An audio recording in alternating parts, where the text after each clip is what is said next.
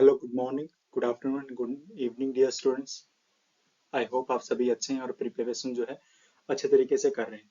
तो आज जो हमारा नेक्स्ट जो है साइकोलॉजी में एमसीक्यू का जो हमने सीरीज शुरू की है, उसकी आज हम सीरीज 3 के बारे में डिस्कस करेंगे। और आज में थोड़ा सा चेंज मैंने ये किया है कि एमसीक्यू जो है हमारे कुछ इंपोर्टेंट एमसीक्यूज जिनके अदर्स ऑप्शन भी होते हैं ना, उनको भी हम थोड़ा डिस्कस करेंगे कि वो क्या है, कहाँ से लिया गया। तो सारा हम क्या जी एक एक क्वेश्चन को अच्छे से डिस्कस करके चलेंगे। तो आज हम जो डिस्कस करेंगे ना 10 ही क्वेश्चन करेंगे। तो वन बाय वन जिनके जो चार चार ऑप्शन होते हैं ना, तो जो भी क्वेश्चन हमें इंपॉर्टेंट लगता है उसके हम बाकी के ऑप्शन भी आंसर के बाद के बाकी के जो ऑप्शन है उनको भी डिस्कस करेंगे वन बाय वन, ठीक है ना। तो वीडियो शुरू करने से पहले आपसे रिक्वेस्ट है कि वीडियो को लाइक भी करना है और साथ साथ में चैनल को भी सब्सक्राइब और शेयर जरूर करना है, क्योंकि ये बहुत ही इंपॉर्टेंट क्वेश्चन है जो पेपर के पॉइंट ऑफ व्यू से जो आएंगे ही आएंगे, वहां से यूजीसी पूछती है, ठीक है ना। तो चलिए शेयर जरूर करना है। वीडियो शुरू करते हैं। यस, पहला क्वेश्चन है जी हमारा। पहला क्वेश्चन में क्या कह रहा है, जो एलॉन है, एलॉन, ठीक है ना, एलॉन, ये एक तरह की एक इंटरवेंशन है, ग्रुप इंटरवेंशन है, एक तरह से थेरेपी में ये टेक्निक है जो यूज की जाती है। तो पूछ रहा है कि इस तरह की जो टेक्निक है ना, वो फैमिलीज के लिए जो बनी है वो कहाँ यूज की जाती है, किस पीपल के लिए यूज की जाती है, कौन से पीपल ऐसे होते हैं जिनके लिए हम एलॉन यूज करते हैं, एआई बोलते हैं इसको ना। एलॉन यूज कहाँ करते हैं जी, हम बेसिकली क्या है जी, एल्कोहलिज्म, जो पेशेंट जो ड्रिंकर हैं, अल्कोहल पीते हैं, उनकी उनकी फैमिली में क्या है जी, एक ग्रुप इंटरवेंशन हम लगाते हैं, उसको बोलते हैं अलाउंस, ठीक है ना। तो अल्कोहलिज्म जो भी इंडिविजुअल्स ड्रिंक करते हैं, अल्कोहल का सेवन करते हैं, उनके लिए ये थेरेपी है, उसके ग्रुप इंटरवेंशन है जो उसकी ये क्या है जी, फैमिली के मेंबर के साथ लगाई जाती है ना अलाउंस। चलिए जी, नेक्स्ट क्वेश्चन है हमारा यहाँ पे। नेक्स्ट क्वेश्चन है साइबर बुलिंग, ठीक है ना। एक कॉन्सेप्ट है साइबर बुलिंग, वो आपको पता है साइबर बुलिंग क्या होता है। इंटरनेट पे कुछ भी अनाप शनाप कुछ भी डाल देना, वो साइबर बुलिंग कहलाती है। So which of the group dynamics behaviour, किस तरह का ग्रुप डायनेमिक्स बिहेवियर दिखाती है साइबर बुलिंग, ठीक है ना। देखिए साइबर बुलिंग क्या है, मैं क्या करता हूँ, इंटरनेट के ऊपर किसी को कुछ है, किसी को कुछ भी पोस्ट डाल दी, या क्या है कि कुछ कुछ भी मैसेज कर दिया, वो था साइबर साइबर बुलिंग, ठीक है ना। सामने वाले को परेशान करना है। तो उसमें हम क्या समझते हैं, उसमें हम ये समझते हैं कि मैं इजिली जो है ना कैच नहीं हो जाऊंगा, इजिली मैं पकड़ा नहीं जाऊंगा, वो मुझे जानता ही नहीं है ना। एक कॉन्फिडेंस आ जाता है कि सामने वाले के साथ ना तो मुझे वीडियो कॉल करनी है, हमें तो सिर्फ क्या मैसेज करना, टाइप करना, पोस्ट डालनी है। तो सामने वाला क्या है, मुझे पकड़ नहीं पाएगा। तो एक इस तरह सा बिहेवियर, एक इस तरह सा कॉन्फिडेंस आता है, उसको बोलते हैं जी हम डी इंडिविजुएशन, ठीक है ना। तो हम इसको बोलते हैं डी इंडिविजुएशन। इसमें क्या होता है जी, चलिए वन बाय वन हर इनको भी डिस्कस करते हैं, बहुत इंपॉर्टेंट क्वेश्चन है, बहुत बार पूछा जाता है। एटलीस्ट हर एक पेपर में ये चार नाम आपको मिल जाएंगे, ठीक है ना। तो आइए इनको वन बाय वन डिस्कस करते हैं जी। देखिए डी इंडिविजुएशन क्या होता है जी, फिनोमिना, ये थोड़ा सा दिख नहीं रहा है, इसके लिए थोड़ा सॉरी, बट मैं बोल के बता देता हूँ आपको। Phenomena in which people engage in seemingly impulsive, deviant and sometimes violent act, ठीक है ना। पीपल क्या करते हैं जी, impulsively, deviant and sometime violent act करते हैं। किस सिचुएशन के अंदर, in situation which they believe they cannot be personally identify, वो ये समझते हैं कि है ना, हमको पकड़ा नहीं जा सकता है, हम हमारी पहचान इसमें नहीं हो सकती, इसलिए क्या करते हैं जी, एक हम वोलेंट एक्ट करते हैं, डाइवेंट बिहेवियर करते हैं, इम्पल्सिव बिहेवियर करते हैं कि मुझे लगता है कि मैं क्या है जी, पकड़ा नहीं जा सकता। तो जैसे कि साइबर बुलिंग है, इंटरनेट पे कुछ भी डाल देता, फेक आईडी बनाओ, कुछ भी डाल दो किसी के बारे में, तो पकड़ा नहीं जा सकते ना, तो उसको बोलते हैं डी इंडिविजुएशन। सेकंड है जी हमारा by standard effect. By standard effect ये बहुत बार आने वाला है पेपर में, तो इसको तो रट लो, ठीक है ना। ये क्या जी, that state that individuals are less likely to offer help to the victim in the presence of other people. ये कहता है कि सपोज आपके सामने कोई एक्सीडेंट हुआ है ना, आप देखते हो कि और भी पीपल्स वहां पे खड़े हैं, बहुत सारे पीपल खड़े हैं, तो हम क्या करते हैं, और भी खड़े हैं, वो कर देंगे हेल्प, मैं क्यों करूं, इस तरह से ये जो हम सोचते हैं ना, उस समय वो होता है बाय स्टैंडर्ड इफेक्ट। वो क्या होता है जी, औरों की प्रेजेंस में हम विक्टिम को हेल्प जो है वो ऑफर नहीं करते, या करते तो बहुत कम करते हैं, उसको बोलते हैं बाय स्टैंडर्ड इफेक्ट। इसको डिफ्यूजन ऑफ रिस्पॉन्सिबिलिटी भी बोलते हैं, डिफ्यूजन ऑफ रिस्पॉन्सिबिलिटी। नेक्स्ट है जी सोशल लॉफिंग क्या होता है, refer to the concept that people are prone to exert less effort when working collectively. ठीक है ना, हम जब ग्रुप में काम कर रहे होते हैं ना, तो हम क्या करते हैं जी, हम उतनी मेहनत से काम नहीं करते जितना हम अकेले कर सकते हैं। ग्रुप में उतनी मेहनत से काम नहीं करते, क्यों? क्योंकि ये सोचते हैं कि और भी है वो भी कर लेंगे। ठीक है ना, तो वो क्या होता है, हमारा सोशल लॉफिंग बिहेवियर होता है। तो बहुत इंपॉर्टेंट क्वेश्चन है जी ये तीनों के तीनों हमारे पास, जो हर बार पेपर के अंदर आते हैं। ठीक है ना, सोशल लॉफिंग क्या है जी, कि हम दूसरों को क्या, जब दूसरे के प्रेजेंट में हम काम कर रहे हैं तो हम काम में हमारा जो एफर्ट है ना वो कम लगाते हैं। बायस्टैंडर इफेक्ट क्या है कि दूसरों की प्रेजेंस में हम क्या करते हैं जी, दूसरे की हम हेल्प नहीं करते, क्योंकि और भी खड़े हैं वो भी हेल्प कर देंगे, ये होता है। ठीक है ना, आई थिंक आपको क्लियर हो गया होगा ये। चलिए जी नेक्स्ट क्वेश्चन करते हैं जी। Three main principle of association according to Hume, है ना। डेविड ह्यूम ने एक थ्योरी दी थी जिसका नाम था जी प्रिंसिपल ऑफ एसोसिएशन। उसके तीन मेन प्रिंसिपल कौन कौन से हैं? उसके तीन मेन प्रिंसिपल्स हैं जी, contiguity, similarity and causal. Contiguity, similarity and causing. ठीक है ना, तो ये क्या है, हमारे तीन मेन प्रिंसिपल हैं डेविड ह्यूम की थ्योरी के। नेक्स्ट क्वेश्चन पे चलते हैं जी। Model of letter and word perception is given by, एक मॉडल है जी, वो लेटर एंड वर्ड को परसीव करने का मॉडल है, वो किसने देता? वो देता जी आपका मैकलेन एंड ह्यूमलेट ने। मैकलेन एंड ह्यूमलेट एक जो हमारे साइकोलॉजिस्ट हैं, जिन्हें क्या मॉडल दिया जी, model of letter and word perception, जिसमें लेटर्स जो होते हैं हमारे ए बी सी डी, ये हमारे लेटर्स हैं, वर्ड्स, ठीक है ना, उसको परसीव करने का तो मॉडल दिया था, किसने दिया था? मैकलेन एंड रूमहेल्ट ने दिया था। Next question, in a standardized regression analysis the value of intercept. ठीक है ना, रिग्रेशन एनालिसिस क्या होता है जी, हम क्या जी, एक के बिहाफ पे दूसरे को प्रिडिक्ट करते हैं ना। एक के वैल्यू मेरे हमें हमारे हमको दी गई है, दूसरे को प्रिडिक्ट करना, प्रिडिक्शन करनी है, वो क्या कहलाता है? रिग्रेशन कहलाता है। तो उसमें कहता है कि रिग्रेशन के अंदर जो इंटरसेप्ट की वैल्यू है ना, वो बेसिकली क्या होती है? ठीक है, वो होती थी जीरो। ठीक है ना, और इंटरसेप्ट क्या होता है हम आगे डिस्कस करेंगे। जो हमारी जो वैल्यू होती है वो जीरो होती है। ये समझते हैं कि क्या होता है। देखिए हमारे पास क्या है जी, वाई एक्सिस और एल एक्सिस, एक वेरिएबल हमारा यहाँ पे होता है, दूसरा वेरिएबल हमारा यहाँ पे होता है। ठीक है ना, तो एक की वैल्यू हमें दी हुई थी, दूसरे को हमें क्या करना है, प्रिडिक्ट करना है। तो इंटरसेप्शन की वैल्यू पूछ रहा है। वो इंटरसेप्शन क्या होता है, जहां पर आपका, ठीक है ना, जहां पर आपका स्लोप जो है ना टच करता है, यानी जहां पर आपका वाई एक्सिस शुरू होता है, जहां से आपका वाई एक्सिस शुरू होता है, वहां पर आपकी एक्स एक्सिस की वैल्यू क्या होती है? देखिए यहाँ पे जब शुरू हो रहा है, स्लोप जो शुरू हो रहा है ना, वहां पर इसकी वैल्यू क्या हो सकती है? Zero.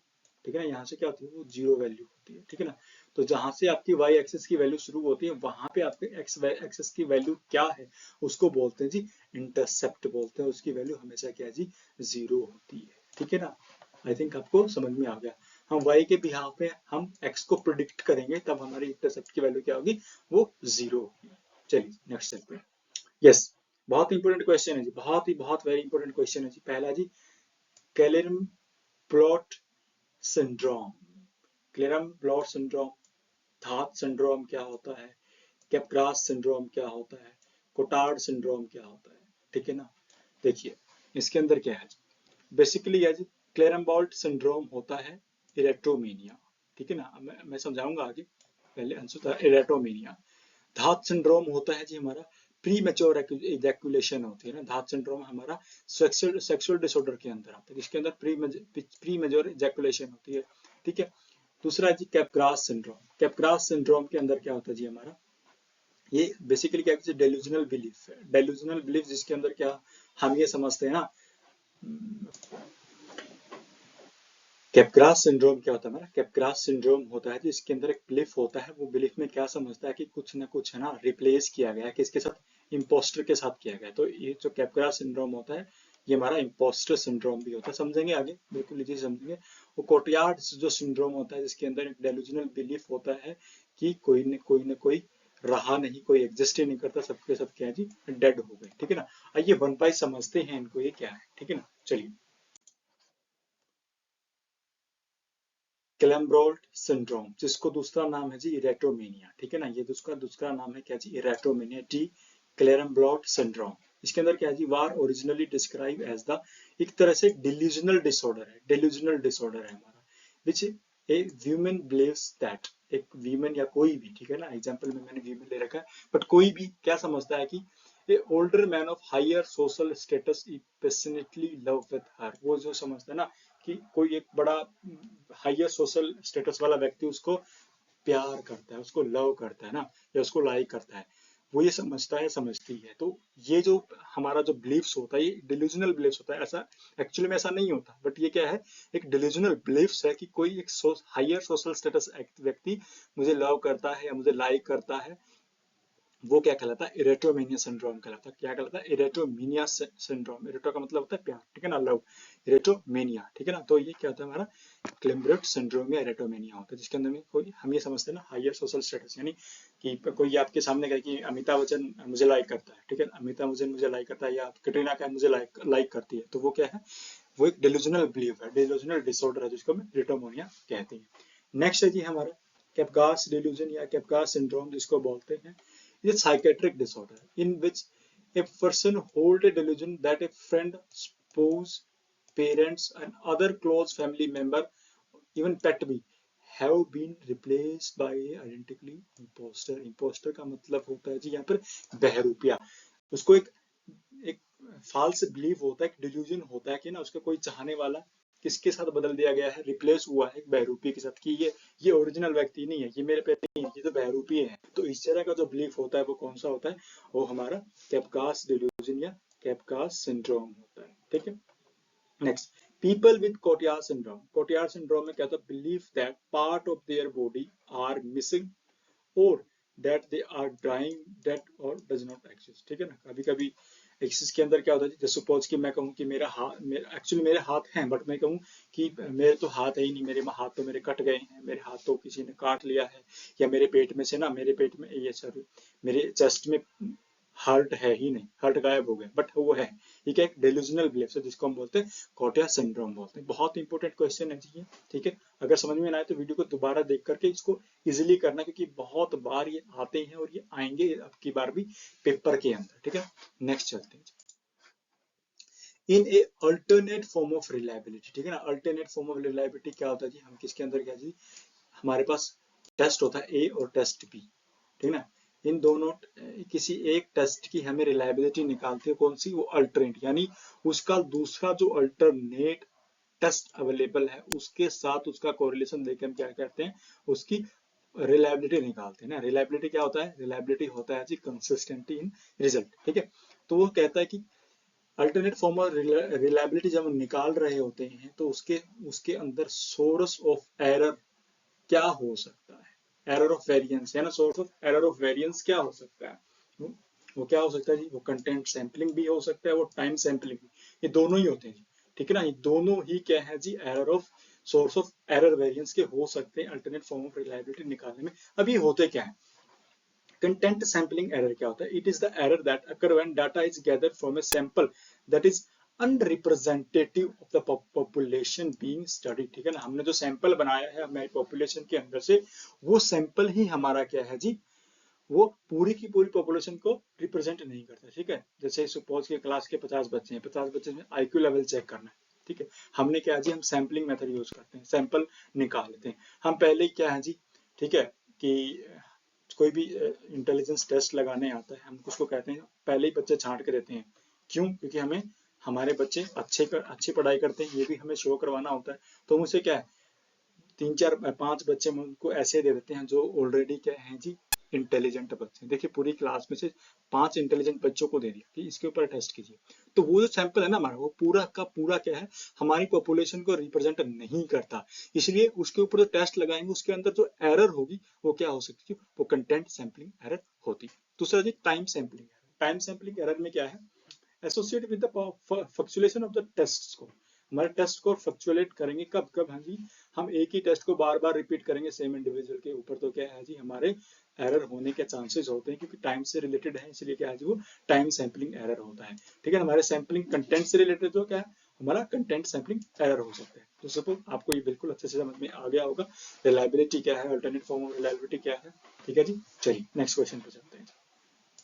Next question is that if a researcher, ठीक है ना, interested in finding the relationship between height, हमारा एक वेरिएबल है जी हाइट, दूसरा हमारा running speed of the participant by the eliminating the influence of age, ठीक है। इसके अंदर हमारे पास क्या है जी, 3 वेरिएबल है। पहला वेरिएबल क्या है जी, एक जो रिसर्चर है, एक रिसर्च करने वाला है, उसको इंटरेस्ट है जी, मैं हाइट का कोरिलेशन देखना चाहता हूँ किसके साथ, रनिंग स्पीड, कि उसकी रनिंग स्पीड से उसका हाइट कैसे कोरिलेट करता है, वो दो चीज देखना चाहता है। एक वेरिएबल हो गया हमारे पास हाइट, दूसरा हमारा पास हो गया रनिंग, ठीक है ना, रनिंग टाइम।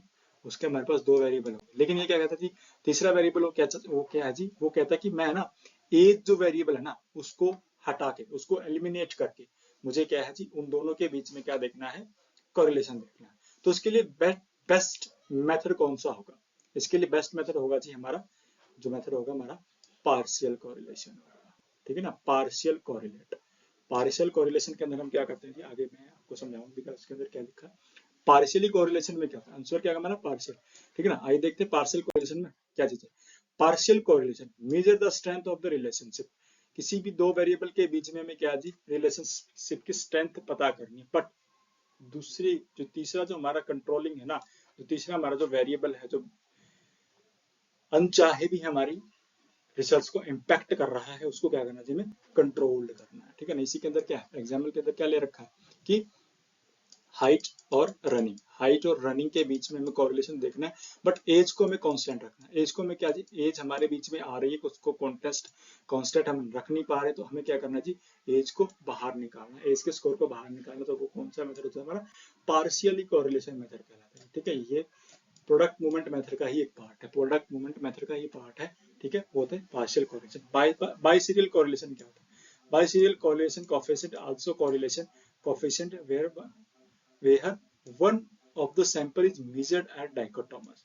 एक हमारा जो वेरिएबल है ना, वो डाइकोटोमस पे होगा, डाइकोटोमस नहीं, ए और बी, उसके दो पार्ट होंगे, ठीक है ना। डाइकोटोमस कैसे, depression low and high, depression low and high में अवर डाइकोटोमस वेरिएबल, ठीक है।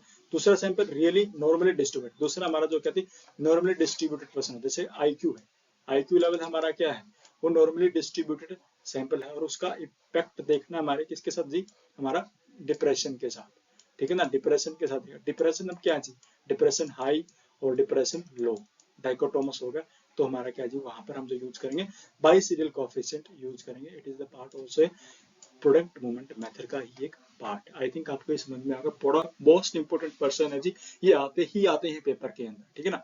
चलिए नेक्स्ट क्वेश्चन करते हैं जी। आज का हमारा थोड़ा सा ए ऑप्शन यहाँ पे आ गया, ठीक है ना, कोई बात नहीं।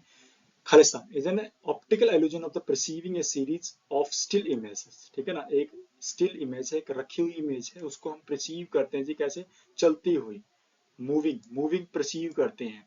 व्यू इन रैपिड सक्सेशन, जब एक चीज को बार बार हम रैपिडली सक्सेस कर रहे हैं, बढ़ा रहे हैं ना, तो उसको हमें ये लगता है कि क्या है जी, एक जो स्टिल ऑब्जेक्ट है वो चल रही है, तो वो क्या कहलाता है, वो कहलाता है इसका फाइव फिनोमेना कहलाता है। वो क्या कहलाता है जी, फाइव फिनोमेना, ठीक है ना। जैसे हमें किसी भी त्योहार के ऊपर क्या लगाते हैं, फुलझड़ी लगाते, सॉरी हमें लड़ी लगाते हैं ना, एक लाइट जैसी, एक लाइट जली, वो बंद हो गई, उसके साथ दूसरी, फिर तीसरी, ऐसे ऐसे क्या हमें लगता है कि एक ही लाइट क्या जी, बार बार चल रही है, वही वही लाइट चली, बट एक्चुअली में क्या हो रहा है, वो लाइट तो स्थिर है, बट हमें क्या जी, वो सीरीज में वो चल रही है ना, तो उसको कह लेते हैं five phenomena. Getting my point, okay. ये हमारा क्या है जी, 9th क्वेश्चन। चलिए जी नेक्स्ट पे चलते हैं। हमारा आज का लास्ट क्वेश्चन है जी, बहुत इंपॉर्टेंट क्वेश्चन है, बायोलॉजिकल साइकोलॉजी से आया है। इसके अंदर न्यूरोग्लिया का फंक्शन क्या होता है। देखिए न्यूरोग्लिया जो सेल होती है ना हमारी, इनको हम ग्लिया सेल भी बोलते हैं, ठीक है ना। आपने नाम सुना होगा ग्लिया सेल, ग्लिया को ही हम न्यूरोग्लिया भी बोलते हैं। तो ग्लिया सेल का फंक्शन क्या होता है, इसके अंदर बेसिकली फंक्शन होता है उसका केमिकल बफरिंग का होता है, ठीक है ना। वो क्या करते हैं, जो साइनेप्स का जो गैप होता है ना, उसके अंदर केमिकल बफरिंग करता है न्यूरोग्लिया सेल, ठीक है ना।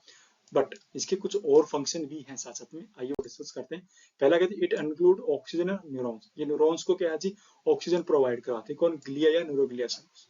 It also help create a myelin sheath, जो हमारा एक्सोन होता है ना, एक्सोन के ऊपर जो माइलिन शीथ बनी होती है, ठीक है ना, उसको बनाती है। जो हमारी सेजान जो सेल होते हैं ना, सेजान जो न्यूरोग्लिया सेल होती है, वो क्या करती है हमारी, वो उसके ऊपर माइलिन शीथ बनाते हैं, ठीक है ना।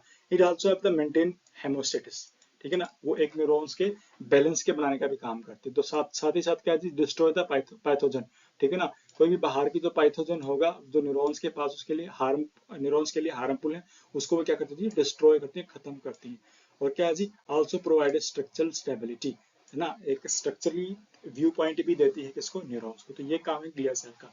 ठीक है जी, आई होप आपको वीडियो काफी अच्छी लगी होगी, कंटेंट भी काफी अच्छा लगा होगा। कैसा लगा ये आपको क्या है जी, आपको वीडियो में कमेंट करके बताना है, चैनल को शेयर भी करना है, सब्सक्राइब भी करना है, और शेयर इंपॉर्टेंट है, ठीक है ना, ताकि सभी बच्चों की प्रॉब्लम जो है सोल्व आउट हो सके और अब की बार हम नेट जो है ना अच्छे तरीके से क्लियर कर पाए। ठीक है जी, थैंक यू।